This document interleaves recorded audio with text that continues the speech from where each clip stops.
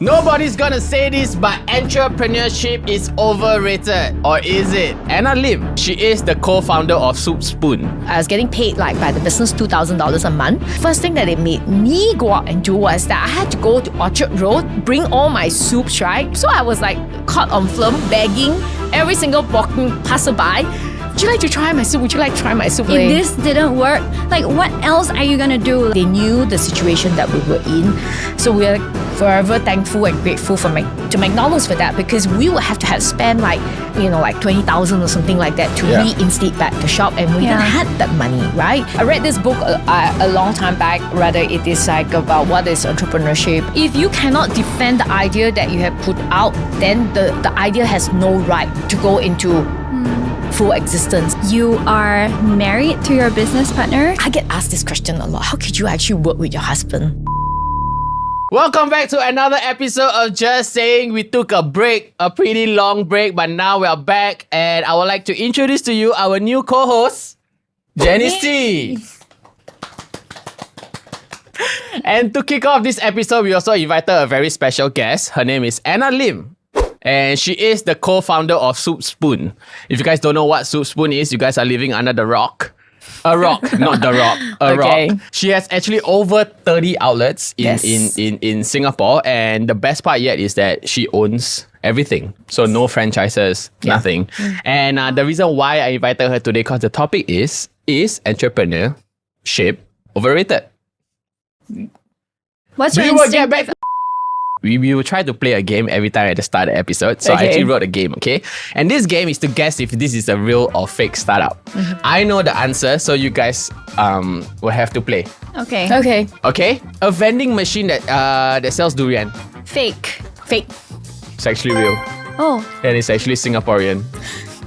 I mean, what kind of company would sell durian if it's not Singaporean? It's either Singaporean or Malaysian. Yeah, that is actually true. And where is the vending machine? We should go and check it out. Clearly, it was not very successful startup because Anna has not heard of it. Okay, a second one. An app that connects you with strangers to scream into the void together over a Zoom call. Over a Zoom call? I think that's fake. I wouldn't pay for that service. I mean...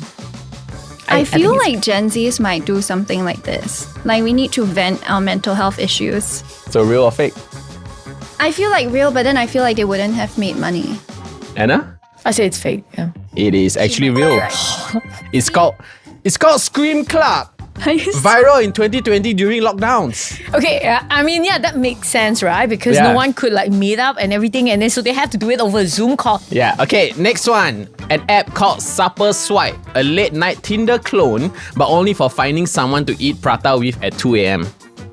I think that's fake. That's too specific. It sounds real. It sounds something that, it sounds like a good idea because, I would think that, wow, okay, maybe if I don't have friends, I may do it, but how do you say it's fake? that? Yeah, I would still say it's fake, yeah. All your answers have been fake so far. Are you sure? It has to make money, right? You think about it, right? I would say that it's fake, but I think it's a great thing because it's like a Tinder for people who wants to eat supper, right? I would. You would do that, but I see the dangers of it though. Because supper only happens after 12 a.m. As for women, it's for women, why would you be on it? Unless it's gender. Yeah, unless you're really trying to go and only, then meet maybe. people. And unless you want to eat and then sleep with them after, then it makes sense. Yeah. Yeah, also, that's if you're due. Moving on. Your answer. So it's fake. I say it's fake because prata, because I feel like prata is too specific. Yeah. Okay. Yeah, yes, me too. it is fake. Oh, it is fake. At least I got one correct. Okay, the last one is called Cry B&B. Rent apartment specifically to cry in. I want to invest. Comes with soft lighting, breakup playlists, and free wine. Although it sounds dangerous, but okay. Yeah, but I like this idea. I feel like I would pay for this. Maybe not to cry in, but to chill in, right? Yeah, to chill in. They because it sounds quite good. Yeah, I was thinking it's not the crying, it's the wine. There is because you can cry at home, we can cry about entrepreneurial stress alone with wine, soft lighting. Well, they need to give ice cream, I think. Yeah. Okay, real or fake? Real. fake. It's actually fake. But it's a great idea. Honestly, great idea. It's trauma bonding. Yeah. Yeah, so people can come and I like it. This is my favorite idea out of everything. Okay, so if far. anyone is to the people watching and you want to steal the ideas, please do. Yeah. if Who it came up works- with the ideas? Did you come up with the ideas? No, I just basically searched Okay. bad startup ideas. And some are real, Of some are which fake. there are many, Yeah. actually. But okay, let's go on into the episode. And again, the episode title is Entrepreneurship is Overrated, right? And we're going to begin this with the first segment called Is Entrepreneurship for Everyone? And I think these days, your ideas are only as good as how you execute it.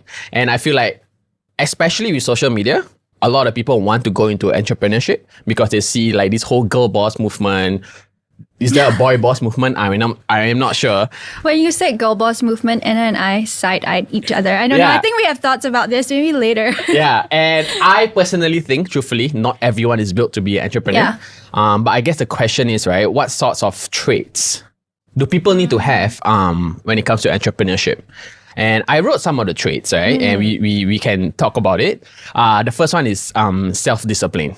And when I say self-discipline, right, as an entrepreneur, what's the first thing that comes to your mind? I think you're having to show up every day at work, knowing that, there may be no customers coming through the door and that your employees are not going to turn up for work and that you have to probably do everything on your own and that everything that is going to go wrong will go wrong. But knowing that, you still turn up every single day.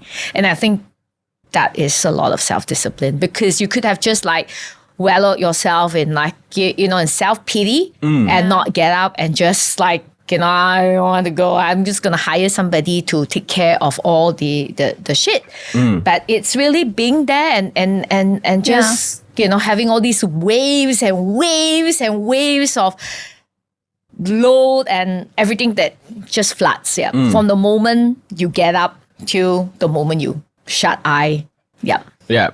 But I'm sure like after 30 outlets, right, you don't actually wake up thinking there's going to be no customers walking through the door, right? This is probably the first outlet no, lah. but I want to ask like, you probably have a lot of people on payroll. Do Yes. you still worry like I might not be able to make payroll at this stage of Soup Spoon? Yes.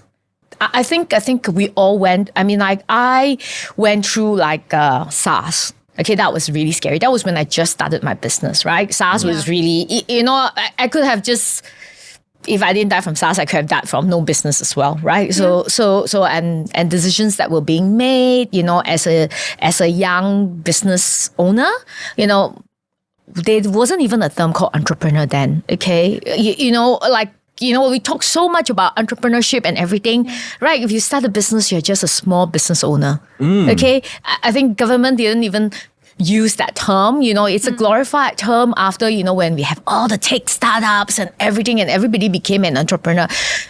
I mean, seriously speaking, when you open a shop, you are just a restaurant owner or cafe owner or just a small-time business owner. And that was it. Yeah. There's no glory in we worship you as an entrepreneur. Yeah. I actually caught when you said you wasn't even called entrepreneur back then. I thought it was a made-up word, but actually it wasn't, so I Googled it. Yeah, it was like a long time ago, Yeah. but in Singapore context, we didn't really use it that much until when all the startups started and all the Yes. tech and everything. And that was when I think government said that, we try to promote entrepreneurship. Like that. Yeah, that's like it wasn't cool back then. I would say if anything, what was glorified was being a lawyer, a doctor, like those kind of high level white collar jobs were more glorified. It was like if you can't make it or if you don't have education or something, then that's when you're a business owner / what we know as an entrepreneur today. So it wasn't as cool. And I guess in the realm of self-discipline, right, as an entrepreneur, I think finance is one of the key, right? Back then, when you just started out, right, how much of self-discipline do you need to put into your finance? Obviously, I think when we started the business, my husband was, he was also like, I was the first employee. He didn't quit his job. So he continued working because his job was too high paying, for both of us to like jump into it together. So then he kind of like worked as a consultant, part-time kind of thing during that period of time, just helping me with the business as well. But at least we didn't have to really worry much, about the I mean, finances. from a sustenance point of view. Yes, because he was still working outside, and then like the side hustle kind of thing. And then, I basically didn't spend any money because I was really working every single day. I still remember I was getting paid like by the business $2,000 a month. I basically saved the $2,000 every month because I was leaving, and I was like basically waking up at like 5 a.m. every day, and I work at the shop from like 6 or 7 a.m. all the way till like 12 midnight. And then it's Groundhog Day every single day, because the next day I'll be like, okay, I'm there at the shop again. So I didn't have time, and I didn't have time to even cut my hair. So I saved a lot because I didn't have to cut my hair. I was eating at the shop. I was just eating whatever I was serving. Yeah, so I saved a lot of money actually during that time, because that $2,000 was always in the was always in the bank. But it was we were doing okay, I would say, when we started, just because the price point was so low, kind of thing, right? And then what was the pivotal point was when there was a journalist from Straits Times, from Sunday Times, that came. I think it was probably 2 months. I still remember it was during the World Cup time, so it was year was probably this? 2002. So it was during like I can't remember, July, August. So that was like probably 2 months after we started the business kind of thing, right? We started in June 2002. And then I didn't know she was a journalist. She came in, and then she was like asking me all the different types of soup and everything. And then she just came from church, because St. Andrew's Church is just nearby. So because it was like 2 p.m, I got nothing to do and I had verbal diarrhea. So I just chit-chat with her, she's like a bit older. So she was asking me a lot of questions, but I had a lot of time. So I just sat down, chit-chat with her, telling her all the different soups I have. And she asked me some questions and everything. Then after that, I told her to enjoy her meal. And then later on, she came back and then told me that, actually, I'm a journalist with the Straits Times, Sunday Times. I would like to feature your story. Okay. And I appeared on cover page Sunday Times. Wow. And that was a life-changing moment. You know, when newspapers were in the 2,200%. They were like the biggest thing ever. where everybody was reading the Straits Times, and Sunday Times live section was probably the most well-read. And front page. Yeah. So I had like my photo taken. I had to go and cut my hair. Finally. Yeah, finally. That's crazy for being 2 months in to have an organic like press media come in. Yeah, and then it was like, and then that Sunday, I couldn't be prepared for the customers that come through the door, because the shop is really tiny. It was only 500 square feet. 500 square feet, you know how tiny that is, right? We had 38 seats, like really cramped out, like, you go to a lot of places, like just stools, right? Yeah. And then we cooked a lot of soups. We cooked and cooked and cooked and cooked a lot. And then like the customers just keep coming. And then by 5 o'clock, I had to really do this. I said, I have nothing left to sell, Oh my God. Like I really have, thank you for all the support. Wow. I really have nothing to sell. You guys have bought everything that I have made. So the second trait I have is resilience. And I guess in today's day of age, right, everything is moving so fast, and your business either need to pivot or shut down. And what are some signs, or rather, have you guys faced a situation where you need to shut down the business before? And how much resilience that you guys need to have to keep going on? I think the very memorable ones are really when we started the business, right? Because I mean, with that you mentioned that really gave us the huge awareness for the brand and what we did. And then I think that's when you go on and you make stupid mistakes, you make stupid decisions, right? Yeah. Because then you said that, hey, I'm going to expand.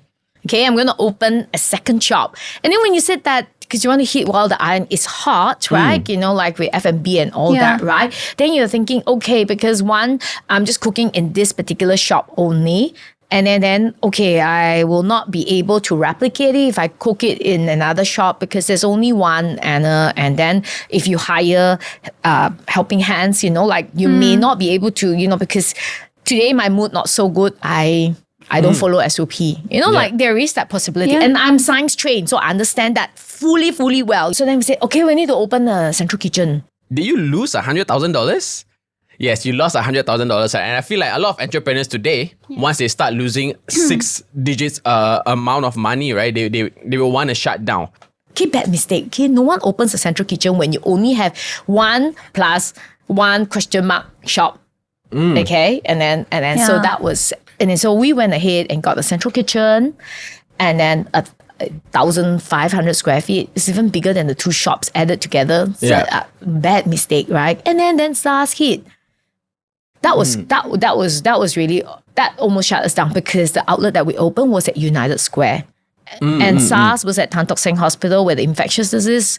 That was where it was ghost town and no one went to that area. That was when things really really tough. So we really have to give up that shop. Because we were really losing money. Yeah. And then one shop was doing okay at Raffles City, but that's not going to be enough because you have a central kitchen, you have one shop that wasn't doing well, and you only have one shop that was doing okay. So basically, we kind of have to let like a lot of people go. Like basically, we just streamlined down to really bare minimum the number of people that we have. Just like there was only me, then my husband came on board full time. So then it was just like us doing everything, like, you know, like the cooking, he was doing like the finance and everything. So we didn't hire anybody. Did you then close the central kitchen as well? Yes, we moved to we gave that up, and then we moved to a much smaller place. Like it was about 500 square feet. So we managed to give up the United Square outlet maybe 2 years in. When we had the United Square outlet, that was when Macdonalds wanted to do McCafe. When that was the start of the McCafe, that concept that they wanted to have. And my shop was just right opposite the McDonald's at United Square. And they thought it was perfect size for McCafe. And so it was really nice of them at that time and said that we didn't actually have to reinstate. They knew the situation that we were in. So we are forever thankful and grateful to McDonald's for that, because we would have to have spent like 20,000 or something like that to reinstate back the shop, and we didn't have that money, right? So that was when I said, and then I asked myself, am I a one-hit wonder? Or do I want to continue to give this dream to be the Starbucks of soup one more chance? I read this book a long time back. Rather, it is like about what is entrepreneurship, and and then there it said you must have the guts. Luck is in play as well. I think a lot of people say that this luck thing, but I think there is luck in play, and then you actually do need like the smarts. And then so it's gut, luck, smarts, and then the heart. So there are 4 traits that they talk about, right? I think gut, everybody, you must have the guts. You must have that feeling, that fire in your belly, that you know that something is going to make it or work, right? But and then when you talk about luck, it could be luck in just meeting the right people at the right time that can point you in the right direction. And I have been very blessed in that sense. It's like every time when I hit a roadblock, I have actually managed to meet some people who are actually able to give me good advice. But it was just really like me could be sharing my problem, or like someone I met, I just could be having a casual conversation. And then the person may say, I may be able to point you in the right direction. I find that there are this group of people who are actually able to always think otherwise. So, the conventional thinking is like that. But the people who come up with the great ideas are like, oh, wow, that's totally opposite of what maybe 99% of the population would think. And then that's how the great idea is being born, right? Yeah. I actually like how you say that luck is one of them, right? And I think the biggest trait that you mentioned is that story is actually being thick-skinned, right? No, I feel like that is such an important trait because now when entrepreneurship is so cool, right? Like it's like, oh, I want to be an entrepreneur. I mean, like now because we see it all on social media and like all these success stories, like I always tell people like, when you say you don't have clients or when you say you don't have customers, right? Like, oh my God, I made like 9 calls and like they all said no. Then make the 10th call. Like if this didn't work, like what else are you gonna do? Like no one is gonna clean clean that up for you. I feel like that's so important. Yeah. And for me, I mean, very in line with what you said also, like for you to be able to have the combination of all of that and find solutions. For me, an entrepreneur is just someone who is able to create something out of nothing. You know, like we don't have clients, we don't have a crowd.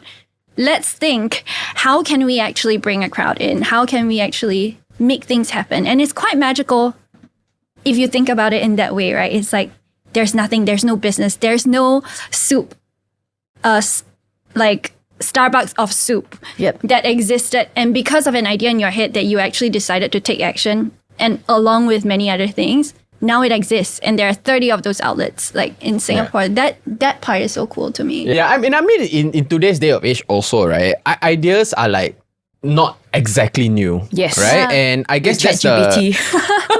yeah, and I guess that's the insecurity that most business owners have, right? I mean, also in YouTube, doing show business, right? Or when you're creating shows, right? Your idea is not exactly new. I guess for talk shows, when I started back then, like 2017 or 2016, we were one of the first few. But now there are so many. And I guess when people start new talk shows, they have this insecurity that, okay, I am not original. I'm just trying to, I reference a lot of things. And that brings down their confidence. But I would like to say that there's a lot of businesses where they are not the first, but they are so thick-skinned that they pretend to be the first, and then they really became the first. Or they really became the biggest, right? And I guess, again, I would like to reiterate that point. That's a very good point. Thank you so much for sharing that and taking that out of our mouths. The last trait, which is what I wrote down, is actually the sales mindset. Now, let me give you some context of why I wrote this down, right? So my mentor, Althea Lim, from the start, she has always been telling me that if you are unable to sell your business, or if you're unable to sell anything, you will fail. And this sales energy or sales mindset is very, very important in someone, right? And she said everyone's first job should always be in sales because it teaches them humility, it teaches them public speaking, it teaches them rejection and acceptance, right? In your world, in all of these traits that we mentioned, right? Where do you rank sales mindset or sales skill?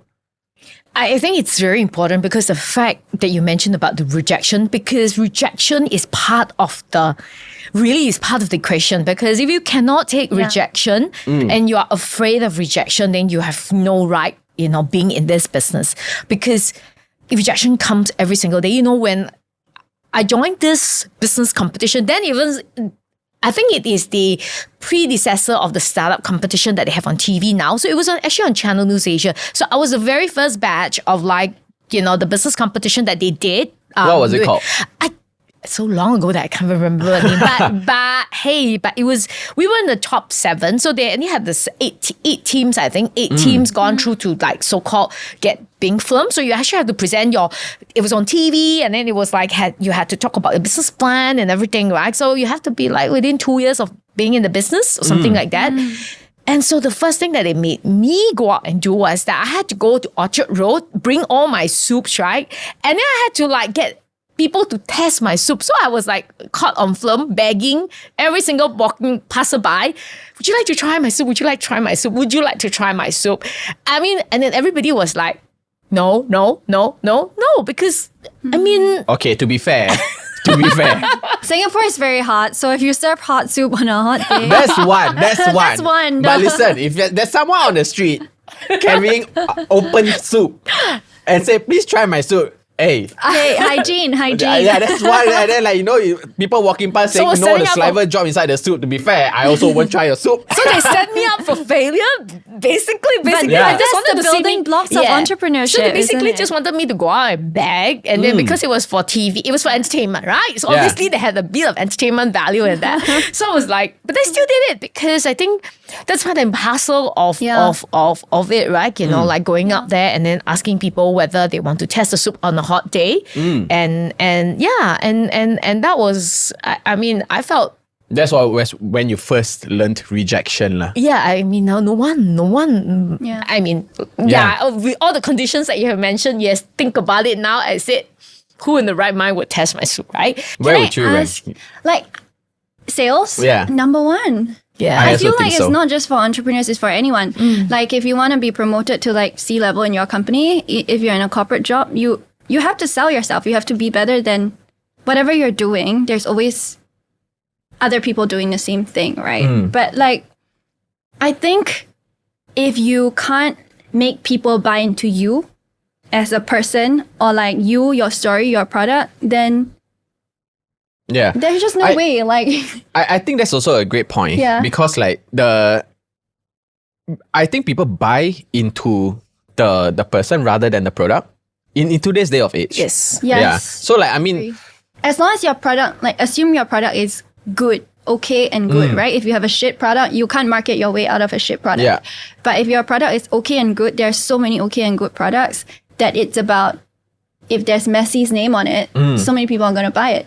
yeah. And let's reference like, I don't know, coffee, right? And I guess there's so many coffee places these days.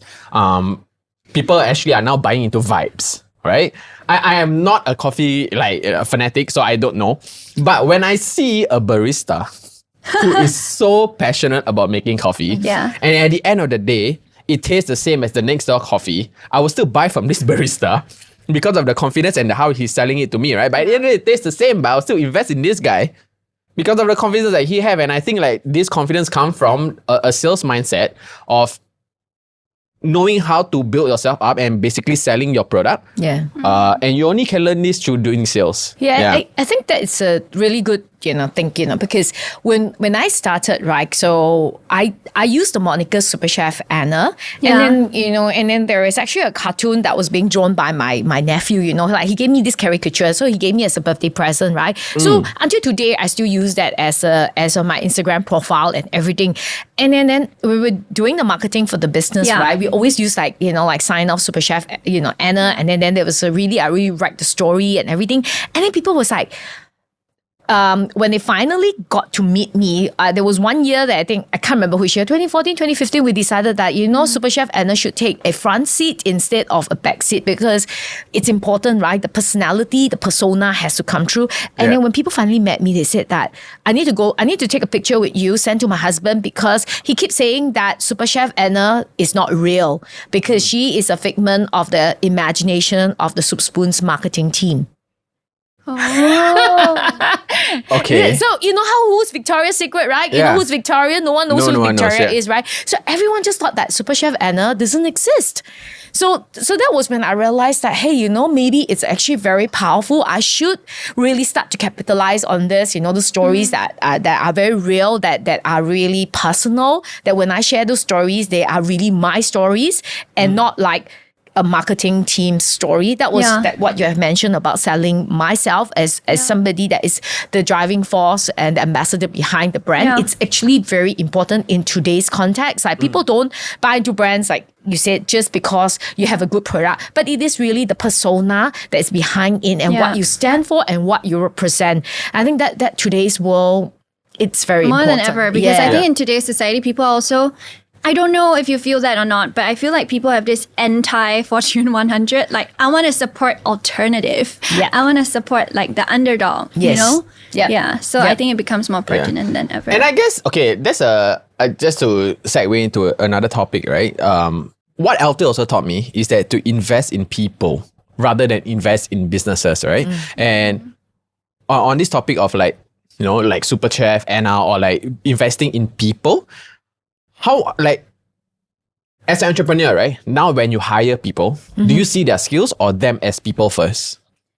I think it's people first. It's always people for me because I think, we had that side conversation about, talent versus hard work. For me, it is still always grit and hard work that is still the most important because if you are talented but you don't put in the work because you think you are talented, you always do shortcuts and you never put in the effort. And that's not going to bring the company. It is good, but it's not going to be great. But if you are hardworking and that and you have the right attitude and the right mindset, that's when things can really go, because I didn't start off, I didn't study business. I was horrible at finance, until today, EBITDA, EBIT, I'm still Oh my God, confused. same. Trust me. After 23 Same. years of Jenny running a knows business, No, No, one can get yeah. all together.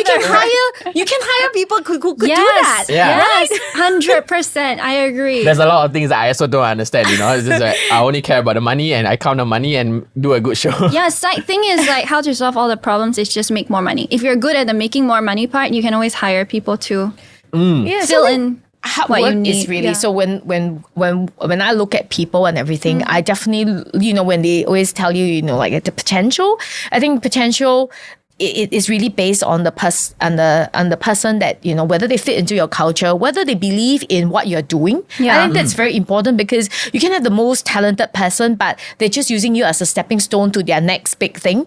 And therefore, they are not going to invest all their time into your business and things like that. But whereas if somebody's hardworking and they are willing to put in, like they said that, wow, okay, I'm given this opportunity, I'm going to make full use of it, then they are going to soar, they're going to excel, and then we're going to grow together and grow together with the company. Yeah. So speaking of someone who stays with the company, right? You are married to your business partner. Yes. Am I right? Yes. So, okay.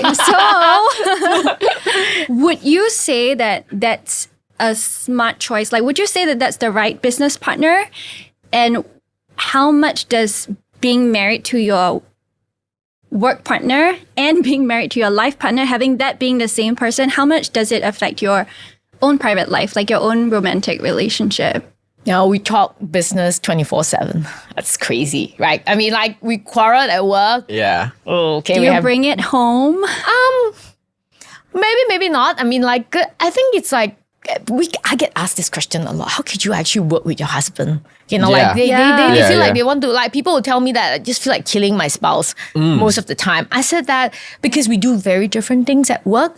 So he is a very conceptual person. He is a yada, yada, yada ideas, galore. Very, like, big Yeah. vision. Yeah, Big- big big- vision, yeah. helicopter, and I respect him and I really admire him. I think that is very important, right? Because you have a sense of respect and admiration for what he does and what he is very good at, and you see that as like, okay, that's why we come with different viewpoints, right? And then that he brings what he does best to the table, and I bring what's best to the table. Yeah. And I think wherever we don't see eye to eye, I think that is also good, because then that's where the challenge come in. And then for me, I will always like think about it, and then I may be like, nah, or I'll just ignore his ideas, because I'm very good at that. As a woman, usually you're very good at that, right? Yeah. And then maybe I'm a person who will go back and I'll think about it deeper, because I have in my own traits, in my own Gallup, it's important to do that. By the way, I did my Gallup strengths thing, and then number one talent is actually communication, and by my top 5, I have execution, activation, and I think it was I can't remember, what do you call, results oriented. Okay. So Wait, sorry, what is Gallup? It's a strengths finder. strengths finder. You should do it. Okay. You So should do like it. people in Okay. the corporate world, they make their employees do that to find out what they're good at. So some people are like very analytical, very research based. So they make you Conceptual. answer like a whole bunch of questions, if I'm not wrong. Yeah. Okay. Yeah. Okay, so it's an online thing.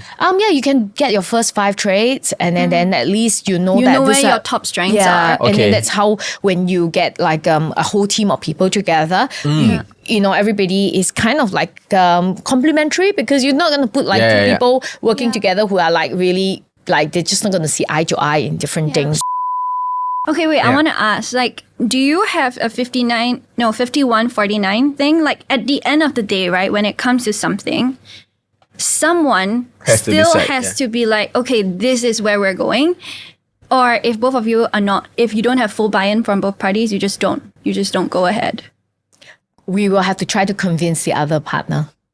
So I think that is important, because if you cannot defend your own, I still believe in that, right? Yeah. Because if you cannot defend the idea that you have put out, then the idea has no right to go into full existence. So in a way, yes, this thing about let's say it's my idea, and then I will need his buy-in, and then if he's okay, then we will proceed. Yeah, we don't do things when it's like, and I said yes and he says no. So it's either party, we have to convince each other that it is really the right way forward. Yeah. I guess one of the ways where you can decide on a decision is to just count the money. Right? Exactly, Yeah, right? yeah. Whether it Because makes it's what's ROI best. and business sense, right? Yeah, it's what's best for the business. We are fighting for the business. The right? And I guess market that's, doesn't lie. yeah. Yeah. And Yeah. I mean, I've never worked with any of my romantic partners before, but here's what I think the problem will be. Okay? Knowing someone too well is also a bad thing. You can push the right button. Oh, you're always pushing the wrong buttons. Yes, that's one, right? But if let's say we are in a business and we are in a romantic relationship, right? I know your strengths and your weaknesses, right? And if let's say I need something to be done, I will already assume on whether you can do this or you cannot do this. And I think that's very unfair for the partner because then you kind of are not allowing me this opportunity to do something new because you already assume or you already know that I'm very bad at doing it. And I guess that's the bad part.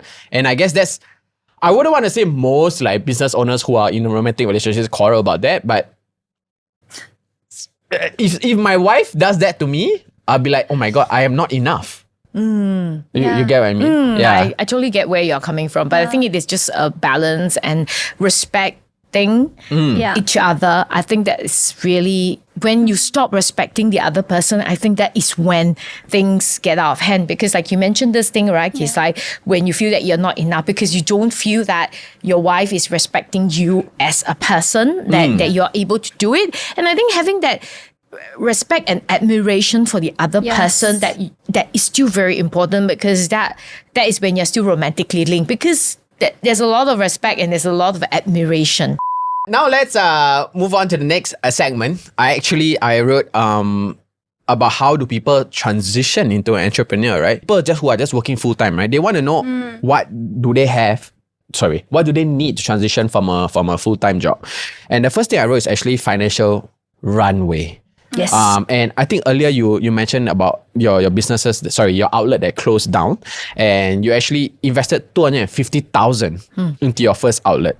Now that seems like a lot of money for a lot of people, right? But realistically, and I know this is dependent on what you want to start, but realistically, how much runway must I have in my bank? Yes, definitely having a 12 months runway. So sometimes, I mean, I've done some mentoring for like some startups these days. And then usually that's also the first question I ask them, what's your runway? Yeah. And then it's scary. Some people tell me I only have like 3 months runway.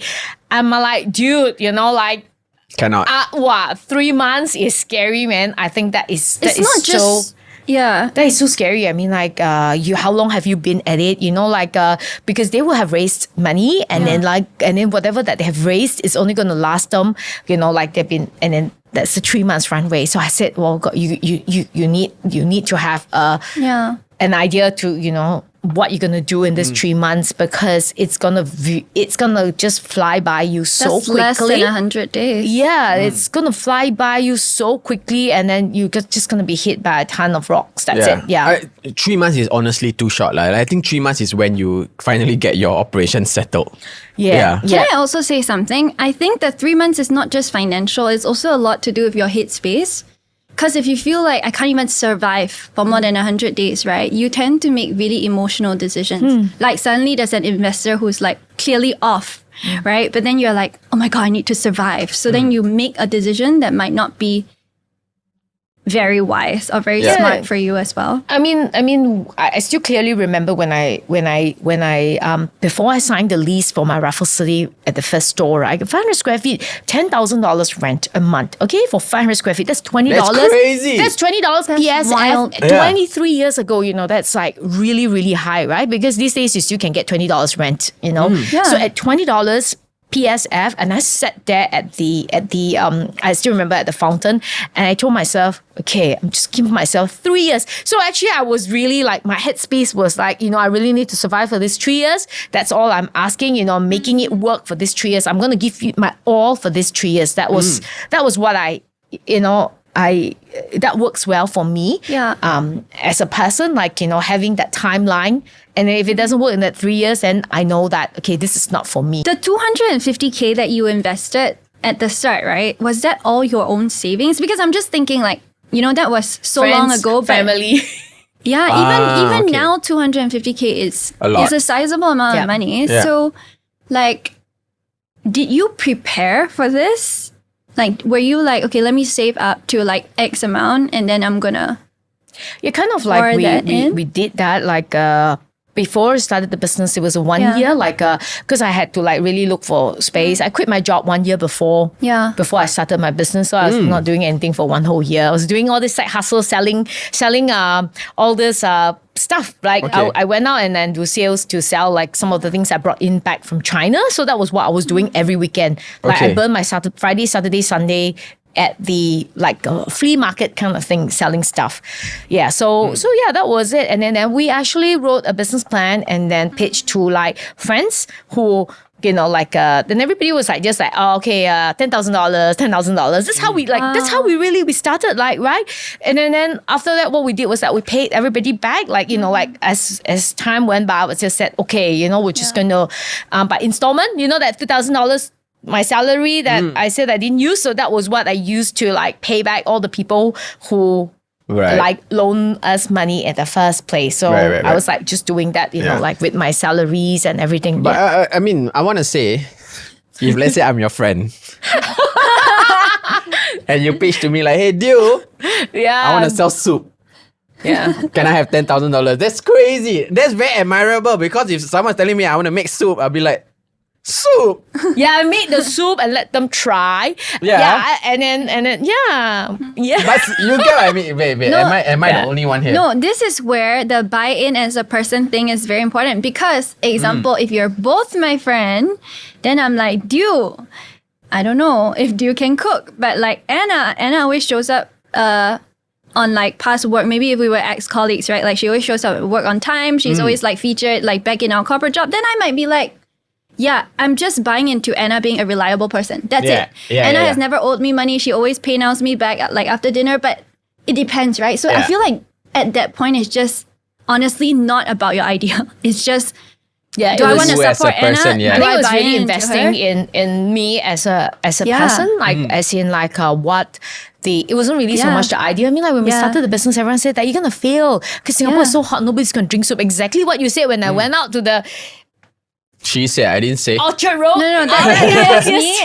I'm guilty. Yeah. But I also realized something along entrepreneurship journey, like super side note, but like I never take advice from people who in that area, they're not where I want to be. It's like, if you're poor, don't tell me how to raise money. Like if you never raised money before, but you are a very successful second-gen entrepreneur, I won't ask you anything about how to fundraise because you don't know anything about it, no matter how well-meaning you might be. But yeah, buy-in super important. Do you think, I mean, for the people out there, would you advise them to quit their full-time job and then start the business, or start the business first while they have a full-time job? I think it really depends on what kind of business you are starting. I think it has a lot to do with that, right? If your business allows you, or your job, okay, because let's not talk about the business, right? The first and foremost, the job that you're in allows you to have a side hustle in a way that it is like you can still be 100% focused at work. Then I think that's fine, right?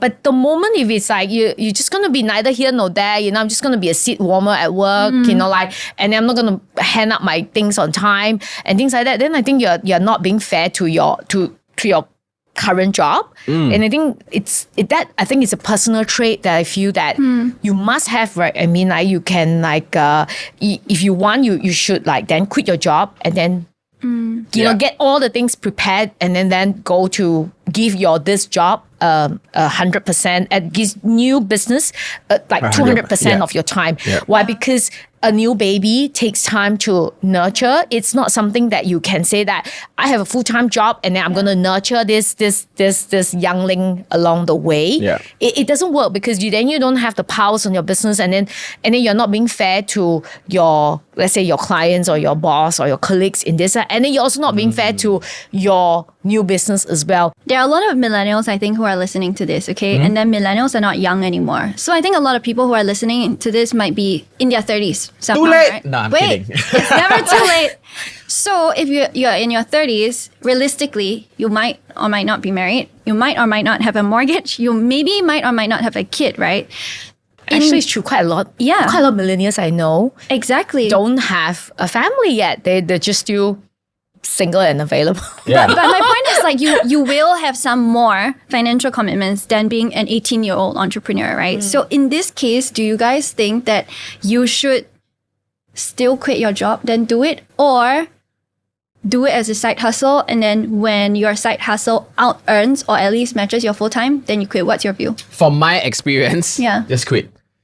I guess quitting your job, right, knowing that you don't have a safety net, puts you in another headspace. Exactly. Once you know you have a safety net, and okay, I was forced into being a freelancer because I got fired from my job and it was COVID and I was forced into it, right? And now in hindsight, I really appreciated the experience because it put me in a very different headspace and where I really need to make money because I have rent to pay.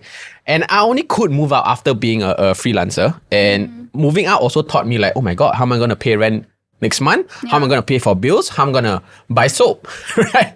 And it really puts me in a different headspace where I just need to keep working and find more ways to make more money depending on what I have. Yeah. So I say, quit your job. Yeah. Put yourself in drowning waters and then you will know how to survive. Then you will know if you sink or swim. And if you sink, then it's okay, go back to your corporate job. Yeah. And then you know entrepreneurship is not made for you.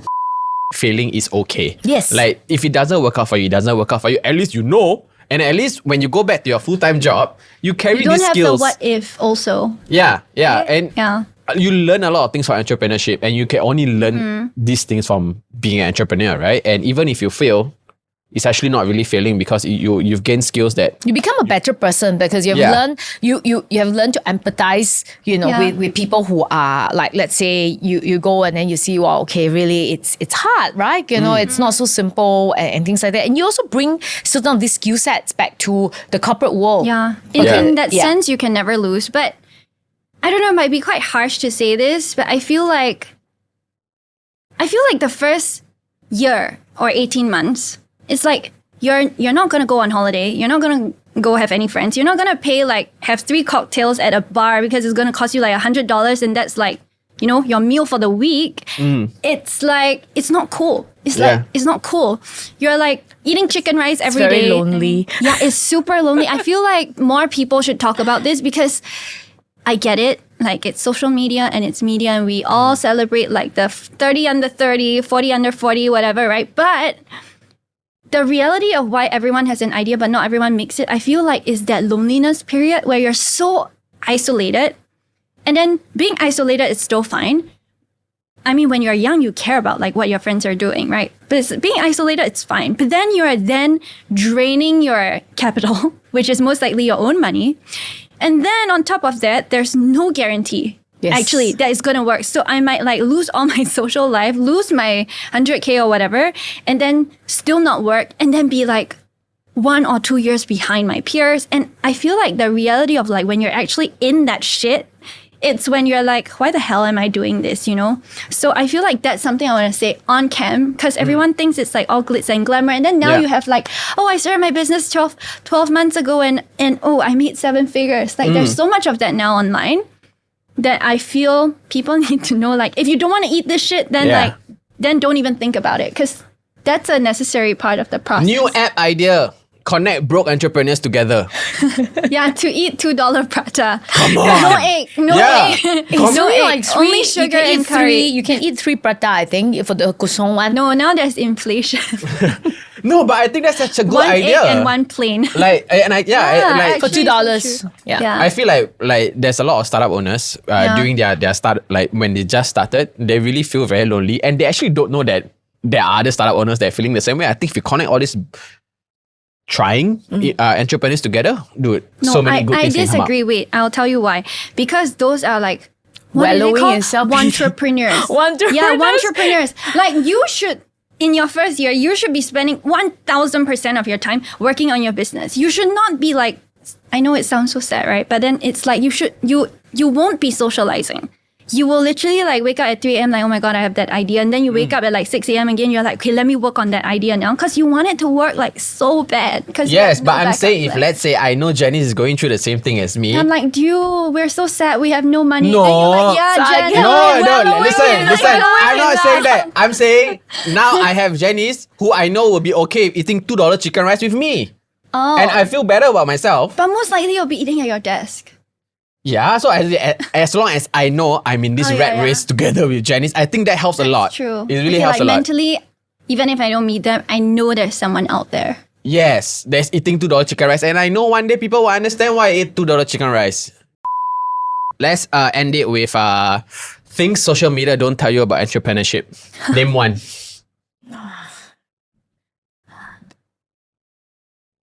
Give it to them.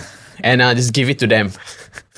I think it is really all the, for every successful entrepreneur, there are probably like 1,000 that didn't make it. I think that is like, it glamorizes and what entrepreneurship and starting a business, it is actually a very lonely journey. Yeah. It's a very lonely journey. Yeah. And I think it's not what they show. It's all the hard work, it's great, the behind the scenes. So boring. It's Groundhog Day every single day. Yeah. It is building a better mousetrap every single day. It is really not about innovation and, like inventing, like the space rocket and things like that. It is really making what you do better every single day. One day at a time, 1% better every single day. It is Groundhog Day. I always tell people it is Groundhog Day. Yeah. And a lot of people think that, you do different things every day. No, to that fact, it is really actually, like execution, to the max, Yeah. After 30 outlets, is entrepreneurship still overrated?